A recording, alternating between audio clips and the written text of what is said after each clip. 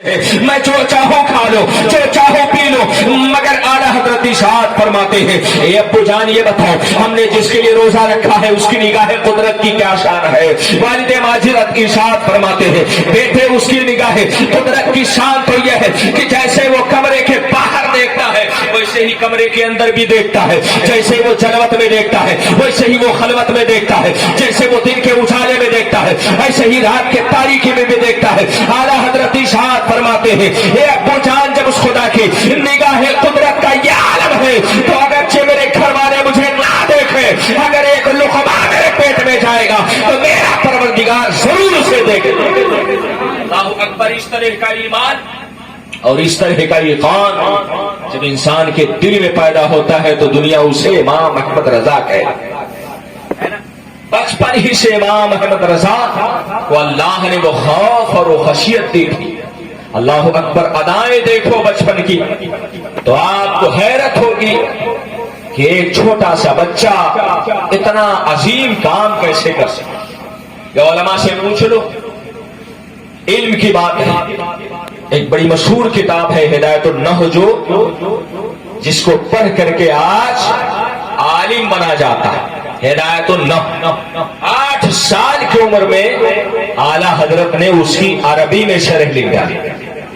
اعلیٰ حضرت کی زندگی 3 چیزوں کا مجموعہ، علم، عمل اور عشق۔ یہ 3 چیزیں اگر اکٹھی کر دو نا تو ان کے خمیر سے جو پتلا تیار ہوگا اسے بریلی کا تاجدار امام احمد رضا کہا جائے۔ اور کون سی چیزیں ہیں؟ علم اور عمل اور عشق۔ یہ 3 چیزیں اکٹھی کر دو تو اسے احمد رضا کہا جائے۔ یاد رکھیں مسلمان، تنہا علم سے کوئی کامیاب نہیں ہے، ورنہ انگلش سے بڑا کوئی عالم ہے؟ ارے وہ تو معلم الملائکہ کھایا، وہ فرشتوں کا استاذ تھا، فرشتے اسے جھولا جھلایا کرتے، یہ مقام تھا ابلیس کا، مگر بتائیے علم نے اسے بچایا؟ ارے وہ اللہ کی بارگاہ سے مردود ہوا ہے نا۔ علم کو علم نے ابلیس کو بچایا۔ غوث اعظم رضی اللہ تعالیٰ عنہ بغداد کے جنگلات میں سے کسی جنگل میں عبادت کر رہے، اتنے میں بادل کا ٹکڑا چھایا اور آواز آئی اے عبد القادر اب نماز بہت پڑھ لیے، اب آپ کی آج کے بعد سے اللہ آپ سے نماز کو معاف کر دے گا، ہے نا۔ جب یہ آواز سنا تو حضرت شیخ عبد القادر جیلانی بغدادی رضی اللہ تعالیٰ عنہ ارشاد فرماتے لاہور تو شیطان معلوم ہے۔ کہا کیسے جانا؟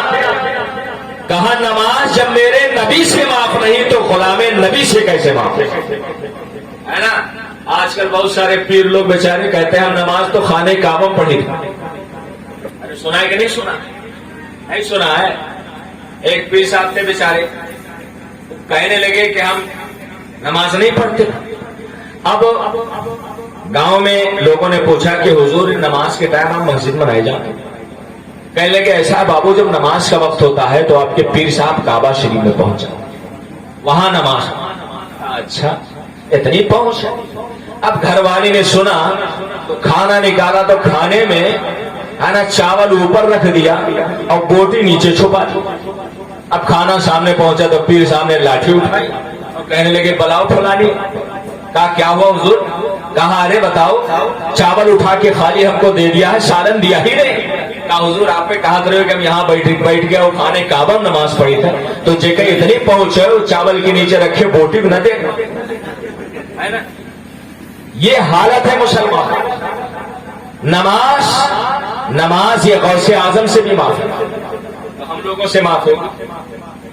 کوئی اگر کہہ رہا ہے کہ نماز اللہ نے ہم سے معاف کر دیا ہے تو سمجھ جاؤ شیطان کا سب سے بڑا چہرہ۔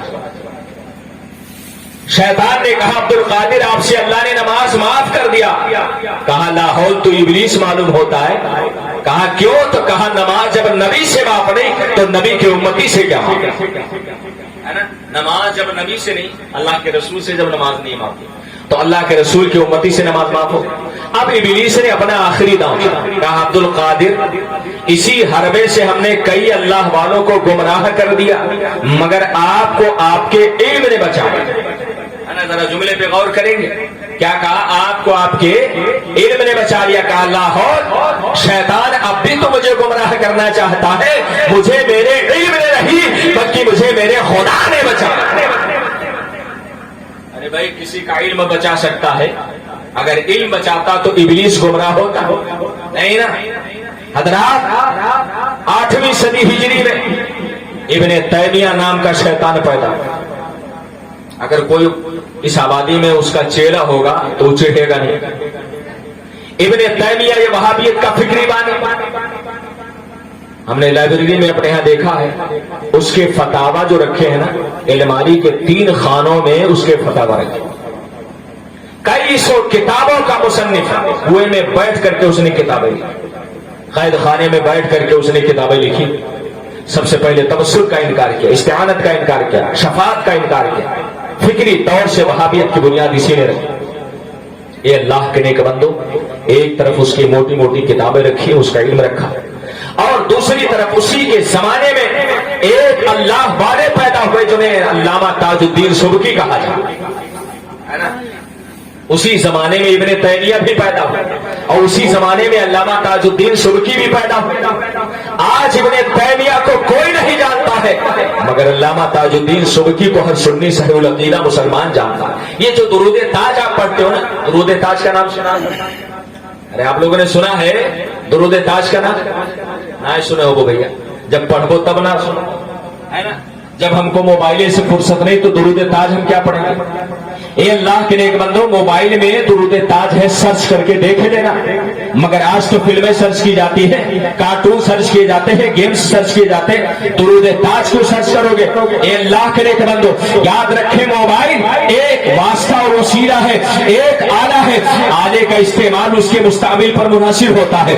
آپ چاہو تو اسی موبائل سے گانا سن سکتے ہو, اور آپ چاہو تو اسی موبائل سے اپنے نبی کی نعت سن سکتے ہو, نبی کا تذکرہ سن سکتے ہو, کسی عالم کی میلاد سن سکتے ہو, کسی عالم کا بیان سن سکتے ہو. موبائل آپ کے ہاتھ میں ایک تلوار کے مانند ہے. چاہو تو اس سے کسی مظلوم کا گلا کاٹ دو, اور چاہو تو کسی مظلوم کو کسی ظالم سے بچا لو. یہ آپ کے ہاتھ میں ہوا کرتا ہے. حضرات میں عرض یہ کرنا چاہتا ہوں, درود تاج جسے ہم نماز میں پڑھتے ہیں, جسے ہر مجلس میں پڑھا جاتا ہے, یہ کسی اور کا لکھا ہوا نہیں ہے, یہ علامہ تاج الدین سبکی کا لکھا ہوا ہے.